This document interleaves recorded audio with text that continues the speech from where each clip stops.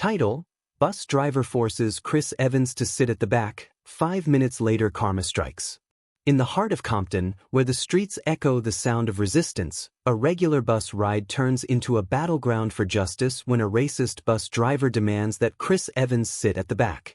The famous actor refuses to follow the order. As tensions rise, the passengers on the bus must decide. Will they stand by or stand up for what's right? The city bus screeched to a stop on a busy street in Compton. The doors opened with a hiss and commuters lined the sidewalk, bundled up against the early morning chill. Among them was Chris Evans, a well-known actor with a calm demeanor and a distinctive style. He walked with his head held high and his eyes sharp behind his sunglasses. He tightly gripped his phone as he stepped onto the bus and nodded politely to the driver, Michael Henderson, who scowled deeper as Chris dropped his coins into the fare box. Chris adjusted his balance and started moving forward. "Hurry up," Henderson barked, his voice rough and impatient. Chris glanced at him briefly but said nothing.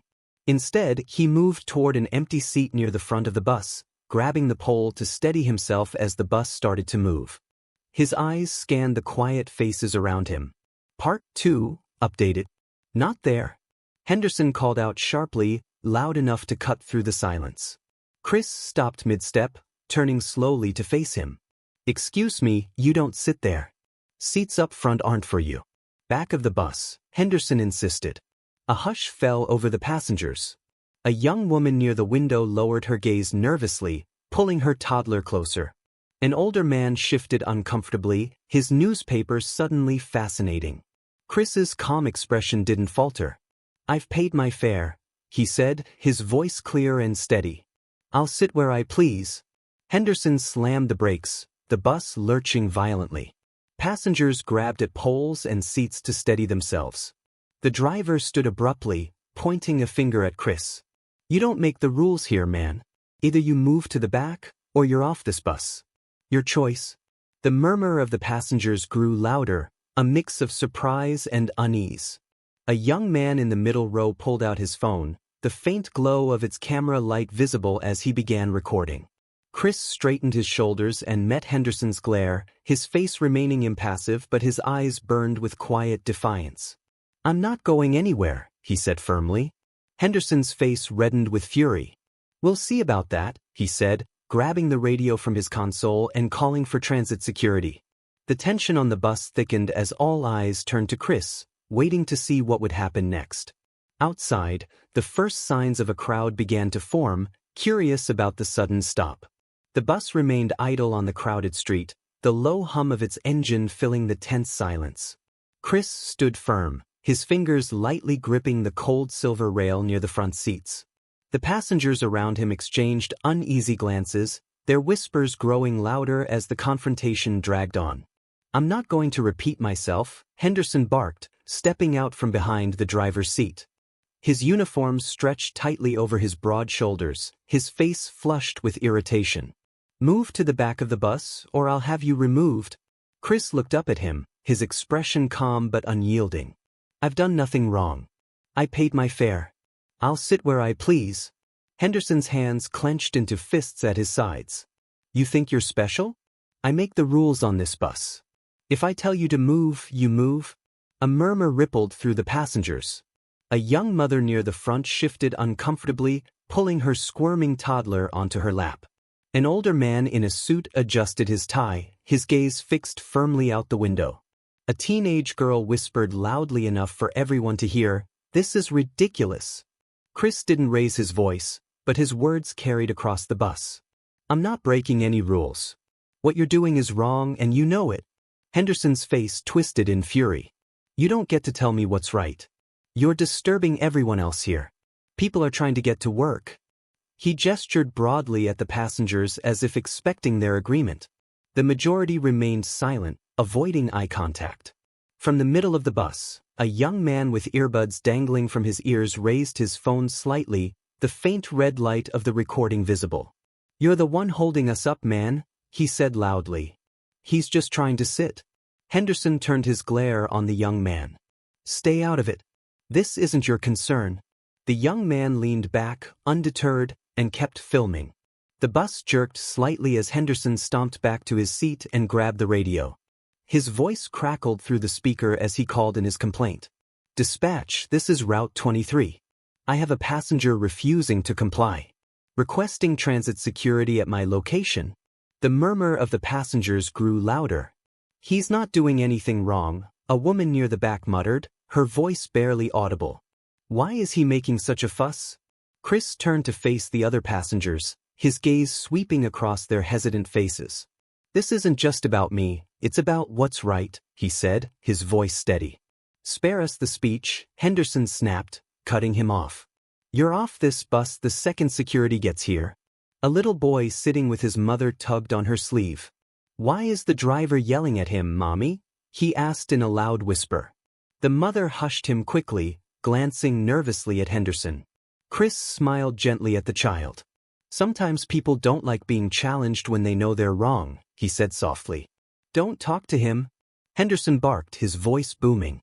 His frustration seemed to grow with every passing moment. The passengers flinched as his outburst echoed through the bus.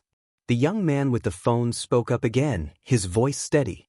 "You're digging yourself into a hole, man. Everyone's going to see this." Henderson glared at him but said nothing, his jaw tightening. The faint sound of a siren began to pierce the tense atmosphere, signaling the arrival of transit security.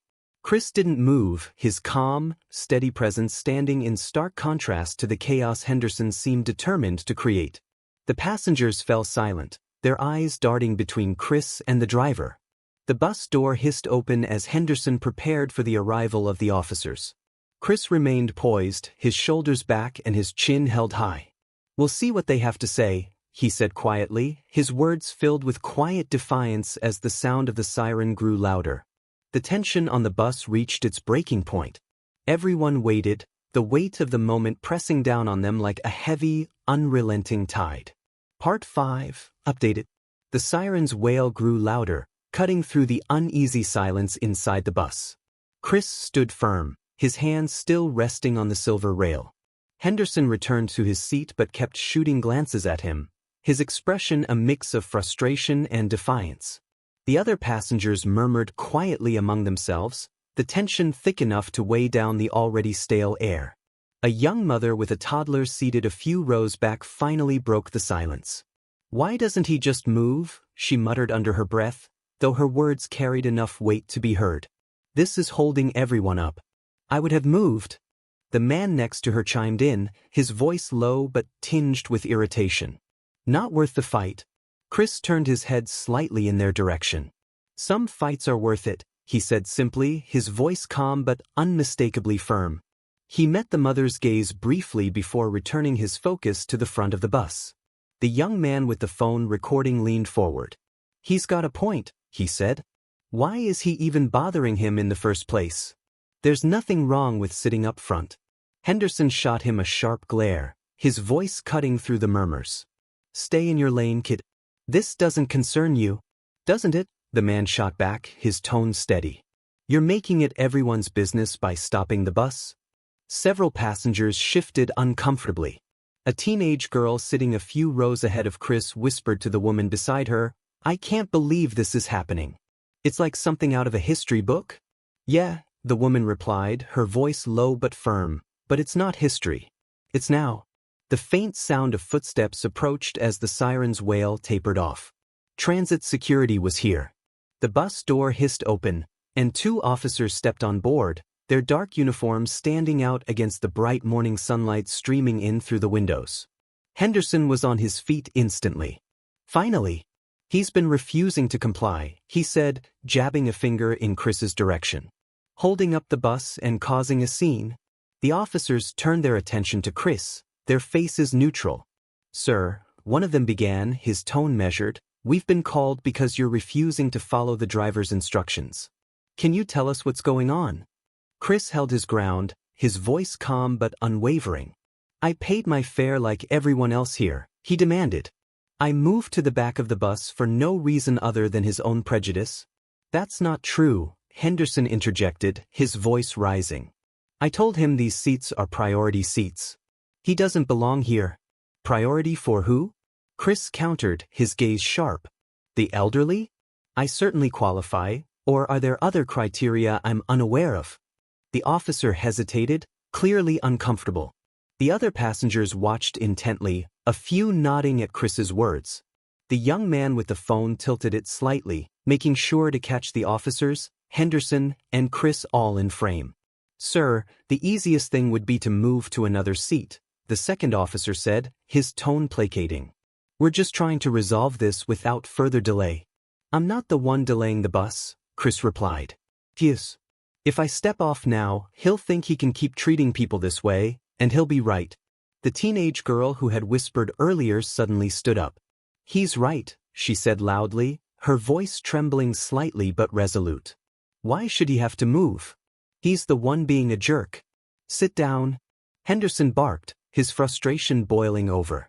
You want me to throw you off too? That's enough, the first officer said sharply, holding up a hand to calm the driver. Sir, we'll handle this. The young man with the phone spoke up again, his tone defiant. Everyone's already seen what you're doing, man. This video is going to be everywhere by tonight. The murmurs among the passengers grew louder. A man in a suit near the back of the bus, who had been silent until now, finally spoke up. Look, this is ridiculous.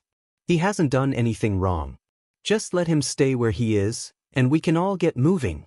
Henderson's face turned a deeper shade of red, his hands clenching into fists. You people don't get it. Rules are rules. You can't just let anyone sit up here. Anyone? Chris said, his voice cutting through the chaos. Or just people who look like me? The bus fell silent again, the weight of his words hanging heavily in the air. The officers exchanged uneasy glances, clearly aware of the tension outside. Pedestrians began to gather near the bus, curious about the commotion. The young man with the phone turned his camera toward the crowd, capturing their growing interest. We need to make a decision, the second officer said, his voice tight. Sir, are you willing to step off the bus so we can de-escalate the situation? Chris straightened his shoulders, his expression unyielding. No, I've done nothing wrong, and I won't be treated like this. Not today. The officers hesitated, their authority caught between the calm defiance of the famous actor and the fiery tension of an increasingly agitated bus driver. Henderson shook his head, muttering under his breath as he returned to his seat. The atmosphere in the bus was electric. Every passenger was on edge as the standoff continued. Outside, more people gathered, their murmurs joining the faint sounds of car horns and distant chatter. Chris didn't move, his quiet dignity speaking louder than any argument could. He was a pillar of resolve in the chaos, refusing to back down from the injustice thrust upon him. The crowd outside the bus grew larger, their curious murmurs floating through the open doors. Inside, the atmosphere simmered with tension. Chris remained steady, his posture unyielding as the officers exchanged looks, unsure how to proceed. Passengers shifted in their seats, the unease palpable. One of the officers sighed and turned back to Henderson. Sir, what exactly are you asking us to do here? He's not being aggressive or posing a threat. Henderson threw up his hands in frustration. Are you serious? He's refusing to follow instructions. I can't do my job with someone like him up here, disrupting everything. A young woman near the middle of the bus, her voice quivering but defiant, called out, You're the one making the scene, not him. Several passengers murmured in agreement. The teenage girl who had spoken earlier stood up again, her hands clutching the edge of the seat for balance. Yeah, he's just sitting there. What's the big deal? Henderson's glare shot toward her. You want me to throw you off too? Sit down and stay out of it. The officer raised a hand to calm him. Let's keep this civil, he said, his voice firm but tired. He turned back to Chris. Sir, are you sure you won't consider just moving to another seat? It might make things easier for everyone. Chris's gaze never wavered. I've done nothing wrong. If I move, it will be easier for him, not everyone, and I won't give him the satisfaction. The tension was broken by the sound of a phone chiming loudly. The young man who had been recording the incident smirked and held up his phone. Looks like it's already online. Over 1,000 views in 5 minutes. Henderson's face darkened, his jaw clenching as his anger threatened to boil over. You put this on the internet? He growled, his voice low but menacing. Damn right I did, the young man replied, undeterred. People need to see this. You can't treat people like this and think you'll get away with it. A ripple of approval moved through the passengers. Even those who had been silent now murmured their agreement. The man in the suit near the back spoke up again, his voice calm but sharp. This isn't 1955. He has every right to sit where he wants. Henderson slammed his fist onto the dashboard. The loud thud silenced the murmurs. I've had it, he shouted. He's off this bus, or we're not going anywhere. The officers stiffened at his tone, their patience wearing thin. The first officer stepped forward, his expression hardening. Sir, if you keep escalating this, you're going to be the one facing consequences. You've called us here to handle the situation, so let us do our job. Outside, the crowd began to grow louder, people pressing closer to the bus, some raising their phones to record the scene. A man in an instruction vest called out, "What's going on in there? Why isn't the bus moving?" Driver's being a racist jerk, someone yelled from the back of the bus, drawing laughter and cheers from the gathering crowd. The second officer rubbed his temples, clearly feeling the pressure. He turned back to Chris, his tone softer but still urging. Sir, I understand your position and I don't blame you, but this is getting bigger by the minute. Are you sure you want to keep this going? Chris glanced at the crowd outside, their faces a mix of curiosity and growing outrage. His eyes swept over the passengers, some watching him with sympathy, others with exasperation. Finally, he looked at the young man recording the incident and gave him a small nod. Yes, he said, his voice unwavering. I'm sure. This isn't about me. It's about what's right. The officer straightened, nodding in reluctant acknowledgement. All right, sir. Then we'll stay until we can resolve this properly. Henderson let out a derisive laugh. You're just going to let him get away with this? Unbelievable. The officer turned sharply toward him. One more outburst, and I'll have you reported for misconduct. The driver fell silent, his face a mask of barely contained rage. The tension in the bus was electric, every passenger hanging on the edge of their seats. Outside, the crowd grew louder, their voices forming a faint chant that reached the ears of everyone on board. Let him sit. Let him sit. Chris finally took his seat near the front, his head held high. His quiet defiance seemed to radiate strength, a stark contrast to Henderson's growing agitation. The officers exchanged a final glance before stepping outside to address the crowd, leaving the driver fuming and the passengers buzzing with murmurs of approval. The young man with the phone grinned, lowering it briefly to address Chris. You're a legend, man. This video is going to blow up. Chris gave him a faint smile but said nothing, his focus still on Henderson. The fight wasn't over yet, but for the first time, the tide seemed to be turning in his favor. The officers stepped off the bus, the weight of the growing crowd pressing down on the tension already simmering inside. The chant outside had grown louder, the rhythmic, let him sit, echoing through the open doors. Passengers exchanged glances, their unease now mingling with curiosity. Chris sat poised, his back straight, his gaze fixed on the windshield ahead. He could feel Henderson's glare boring into him from his seat, his knuckles white as he gripped the steering wheel. The young man with the phone held it up again, panning across the passengers to capture their reactions. You see this? He said, his voice loud enough to carry. This is what standing up looks like. Y'all better remember his face, because he's making history right now. Henderson snapped his head toward the young man. Turn that damn thing off. You're disrupting this bus just as much as he is. The young man smirked. Disrupting? Nah, I'm documenting. There's a difference. Another passenger, a middle-aged woman with a worn leather bag, spoke up for the first time. Honestly, we should all be documenting this. He's treating him like garbage for no reason. Henderson turned his attention to her, his anger spilling over. Lady, you don't know what you're talking about. I've been driving this route for years, and I know how to handle troublemakers. Troublemaker, the teenage girl from earlier shot back, standing again despite the driver's earlier threats. He's literally just sitting there. How's that trouble? You all want to play hero, huh? Henderson barked, his voice rising. Fine, but don't come crying to me when this bus doesn't move. A man in a suit stood from the back of the bus. His face was calm, but his voice firm. We've all been sitting here long enough. If you can't handle this professionally, maybe you shouldn't be driving." Henderson's face turned crimson. "You think you can do my job better, pal? Be my guest." "Maybe I would, if it meant treating people like humans," the man retorted, sitting back down as murmurs of agreement rippled through the bus. Part 9. Updated.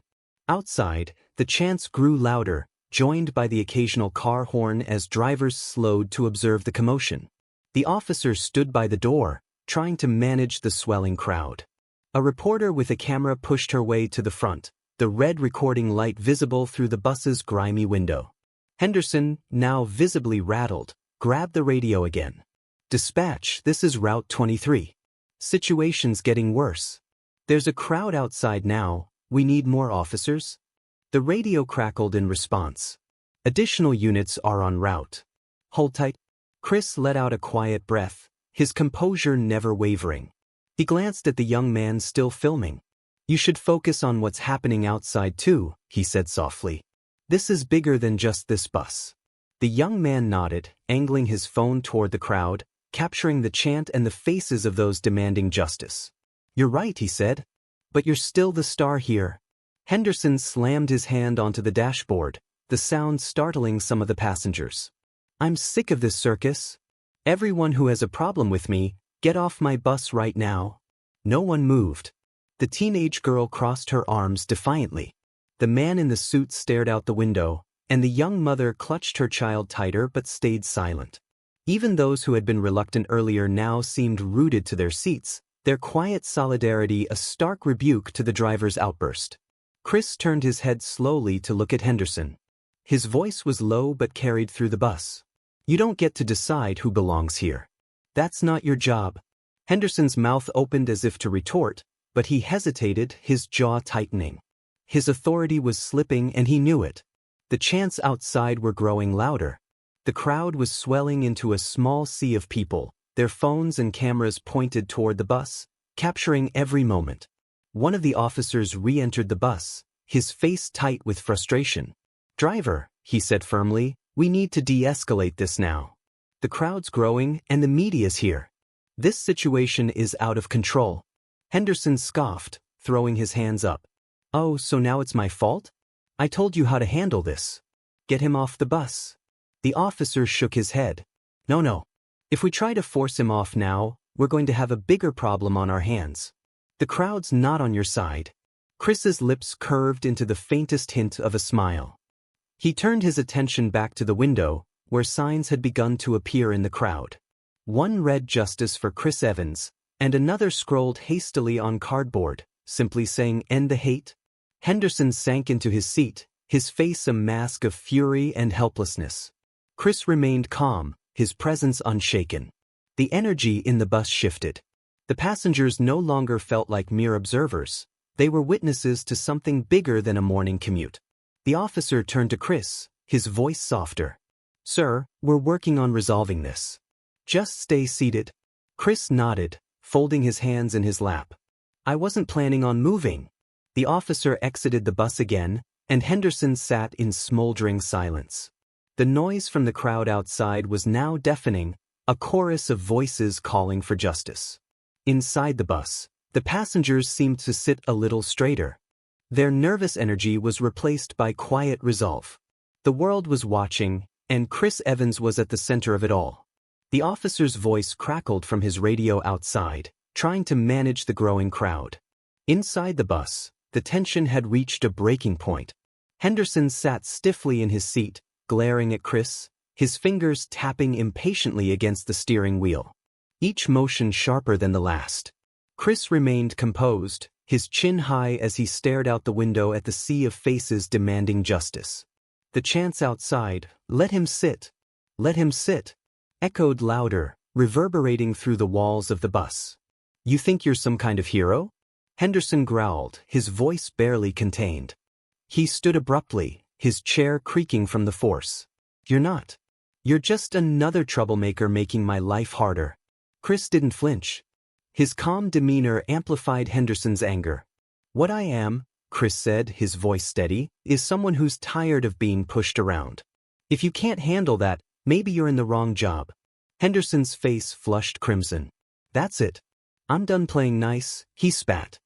He stalked toward Chris, the veins in his neck pulsing with barely restrained rage. The passengers gasped. Several shouted in protest. What are you doing? The teenage girl cried, standing halfway up in her seat. You can't do that. Don't touch him. Don't touch him, yelled the young man with the phone, angling his camera to capture Henderson's every move. Henderson ignored them all, his focus solely on Chris. He loomed over him, his large frame blocking out the light from the windows. I told you to get off my bus, he snarled. And if you won't do it yourself, I'll make you. Chris's expression didn't waver. You lay one finger on me and you'll regret it. The warning didn't deter him. Henderson grabbed Chris's arm roughly, yanking him halfway out of the seat. The passengers erupted in outrage, several leaping to their feet. Stop him, someone shouted. The young man recording bolted forward, his phone still trained on the scene. Let him go, he yelled, but Henderson shoved him back with his free hand, sending him stumbling into another seat. Chris winced but refused to cry out, his resolve unshaken, even as Henderson dragged him farther from his seat. This is assault, Chris said firmly. You're not above the law, no matter what you think. The doors of the bus slammed open, and the officers charged back inside. Stop right now, one of them barked, his hand instinctively reaching for his belt. Driver, let him go. Henderson froze but didn't release him immediately. His head whipped toward the officers, his anger now mixed with defiance. I'm just doing my job. That's not your job, the officer snapped, stepping forward. If you don't let him go this second, you're going to be in cuffs. Henderson hesitated for a fraction of a second before releasing Chris's arm. He settled back into his seat, his composure intact despite the ordeal. The officer turned to him, concern flashing across his face. Sir, are you all right? I'm fine, Chris said, smoothing his sleeve. His voice was steady, but his eyes remained fixed on Henderson. But he isn't.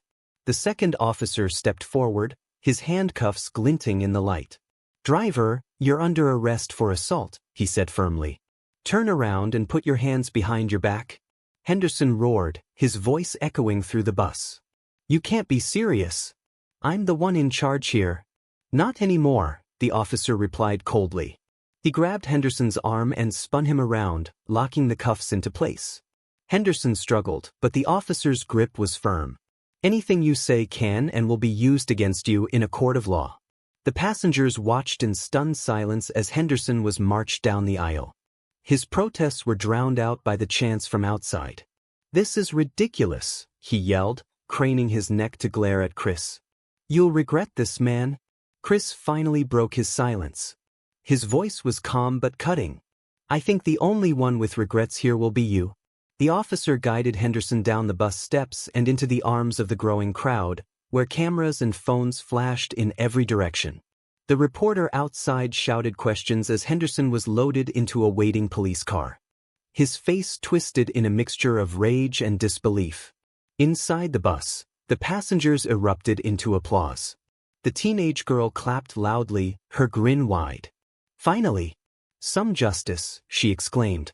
The young man with the phone turned back to Chris, still recording. Man, that was incredible. Everyone's going to see this. Chris gave him a faint smile, his composure softening for the first time. Good. Maybe it'll make people think twice about staying silent. The officer who had arrested Henderson stepped back onto the bus, addressing Chris directly. Sir, we're going to make sure this gets properly documented. Do you want to press charges? Chris nodded firmly. Absolutely. The officer tipped his hat slightly. We'll handle the rest from here. You just sit tight.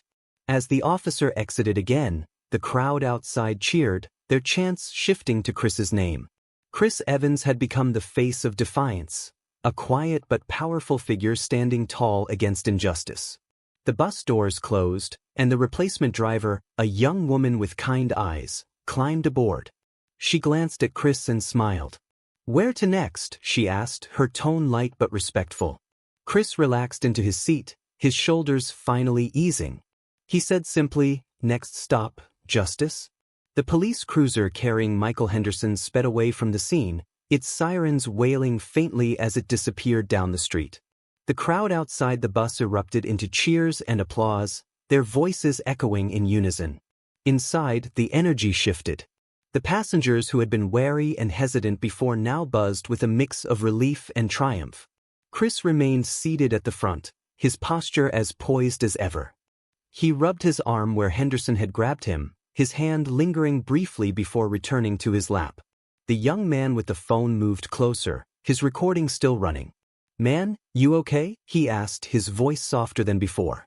The defiance he'd shown to Henderson had given way to genuine concern. "I'm fine," Chris replied, his voice steady. He met his gaze, his tone carrying a quiet strength. "It'll take more than that to shake me." The teenage girl stepped forward, clutching her backpack against her chest. "You are amazing," she said, her eyes wide with admiration.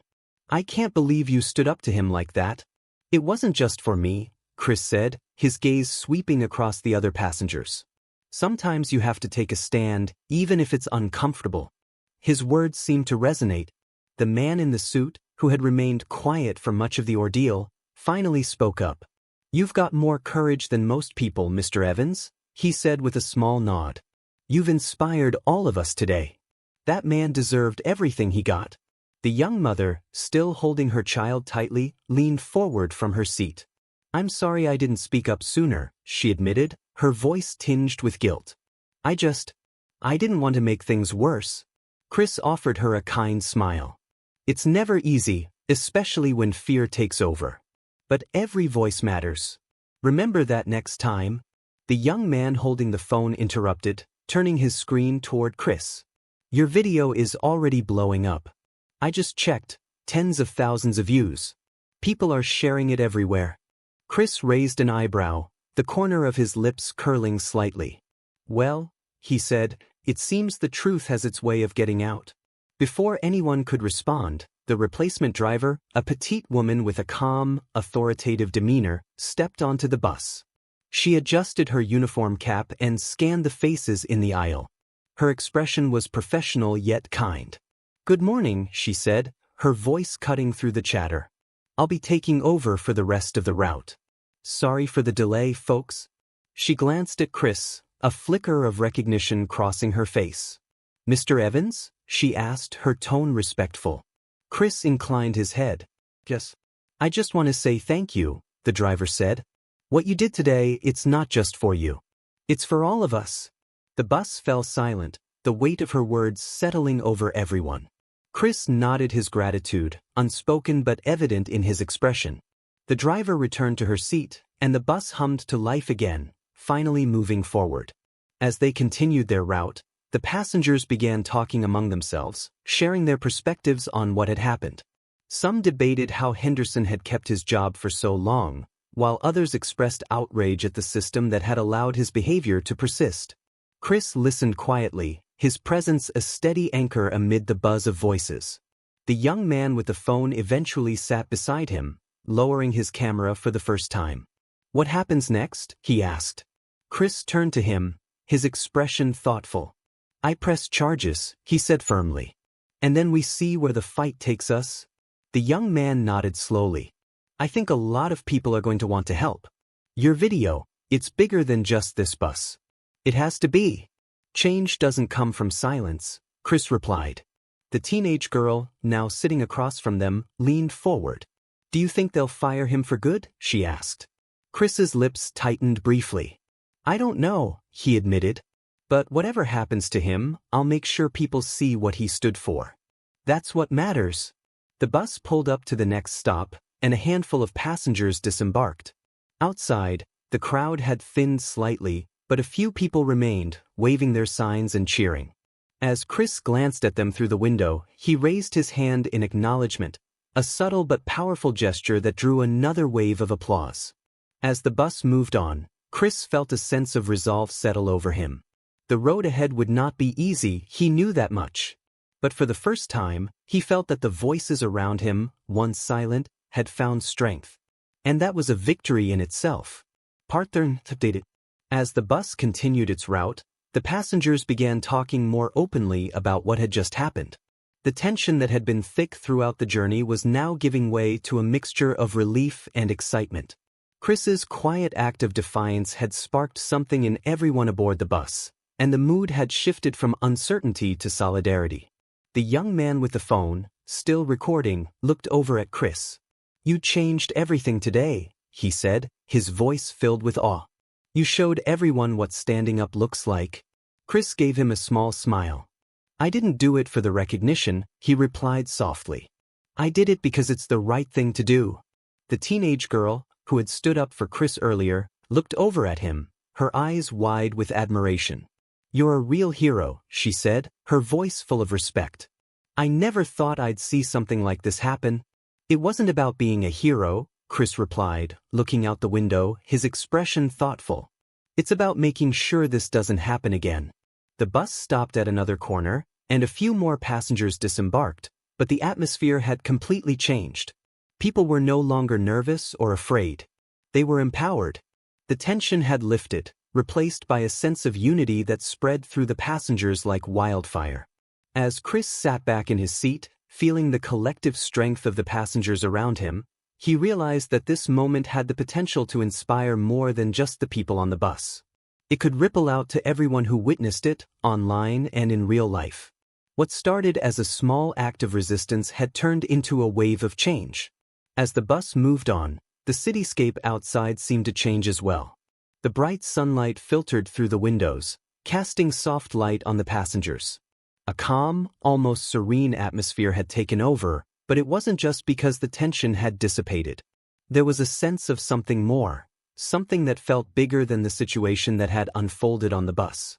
Chris, still sitting near the front, remained silent but at peace. His posture was composed, but his mind was racing.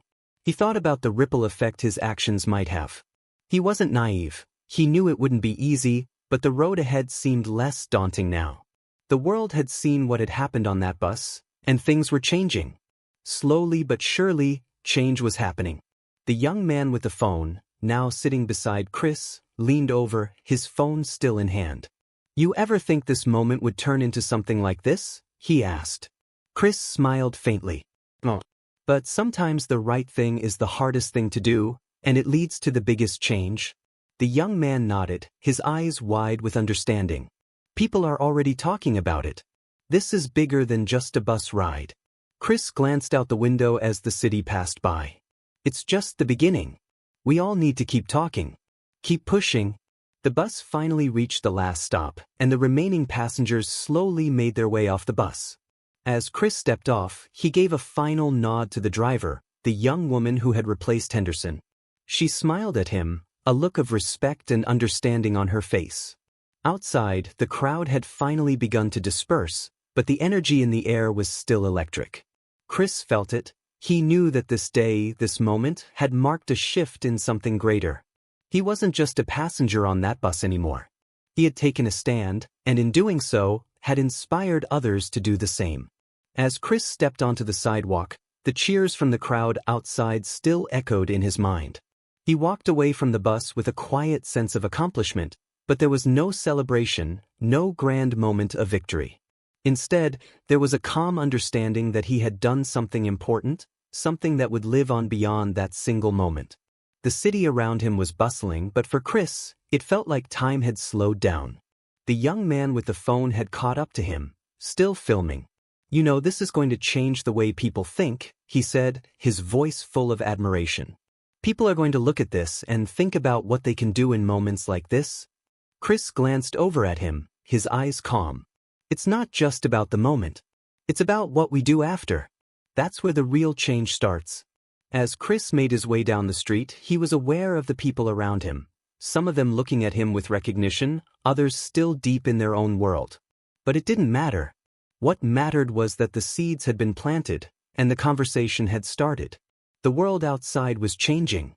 Slowly, but it was changing. Chris knew that the road ahead was long, and there would be more battles to fight. But for the first time, he felt that there was hope. Real hope. And that, in itself, was a victory. As Chris continued walking down the street, he felt the weight of the moment settle in.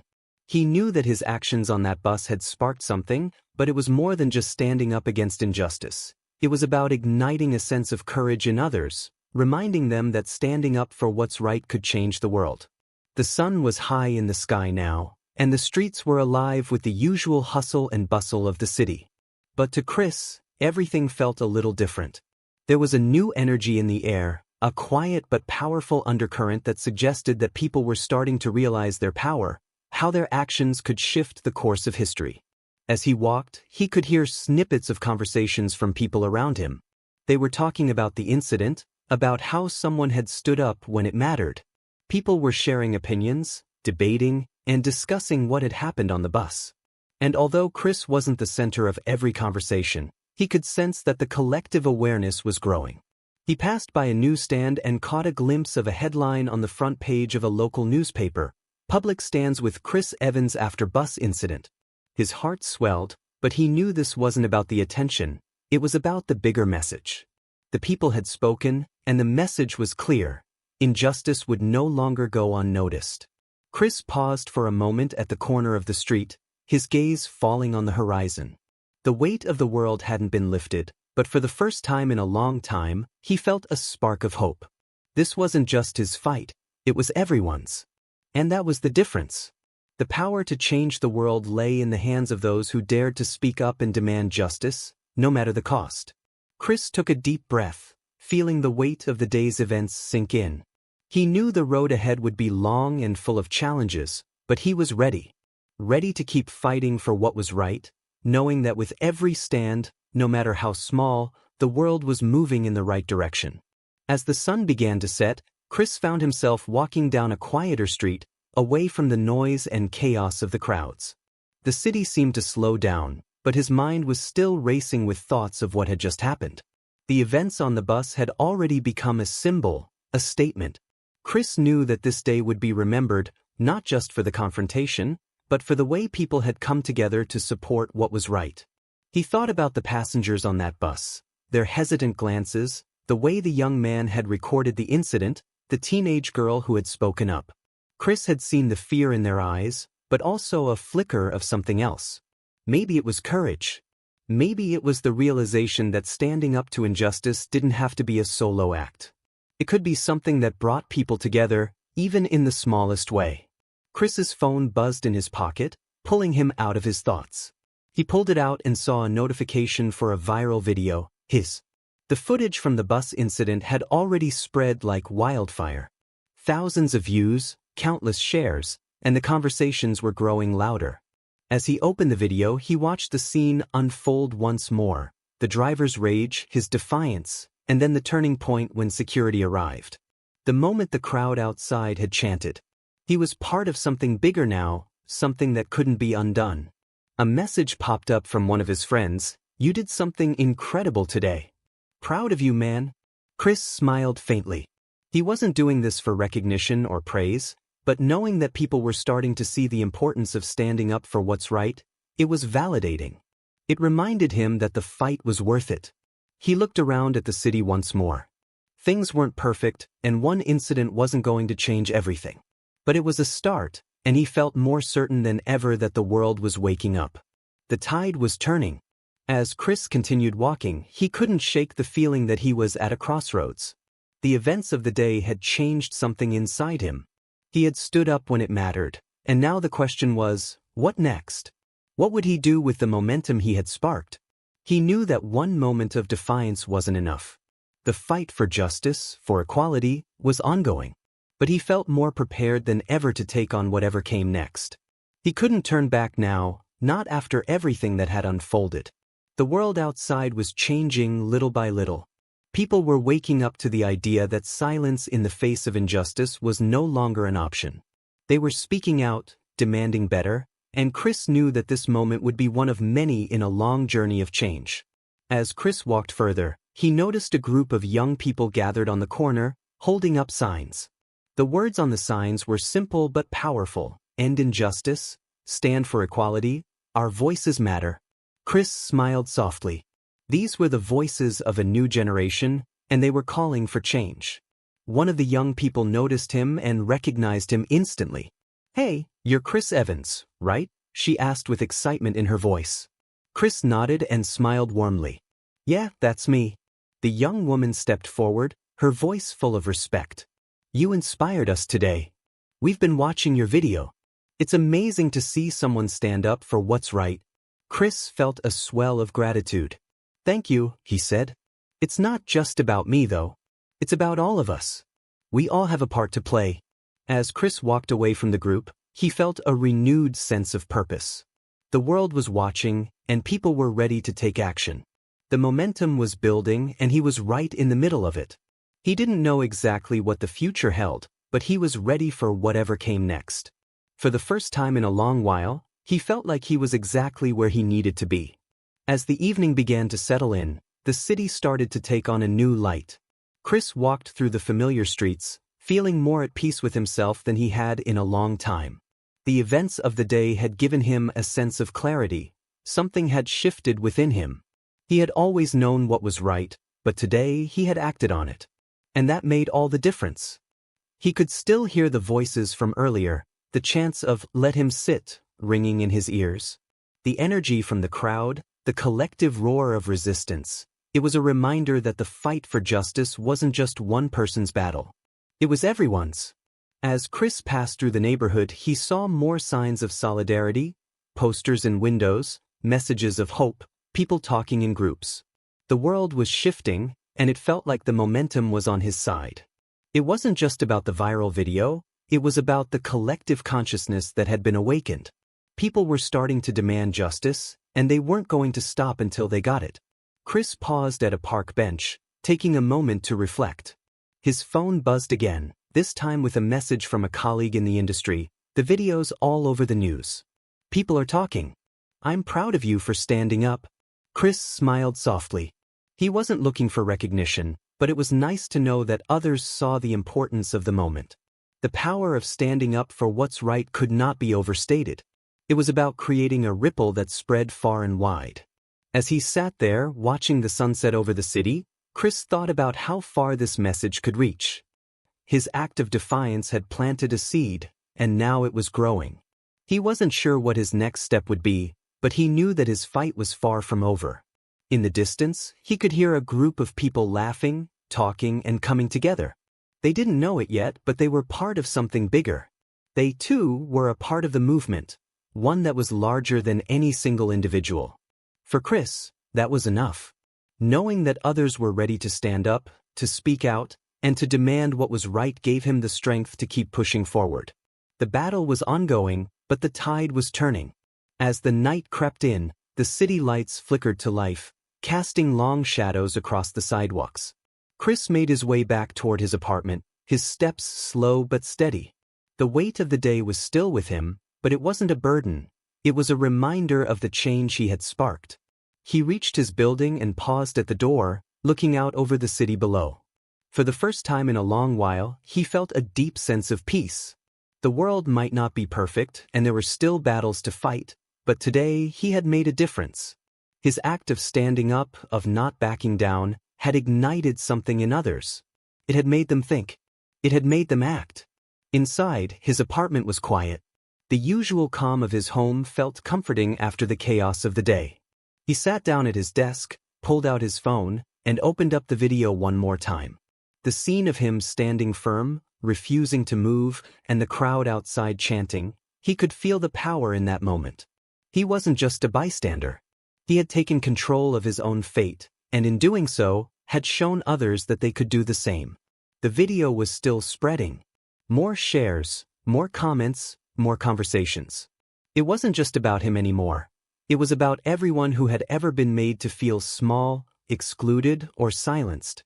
It was about the collective strength of those who had been pushed to the margins, standing up and saying, "Enough."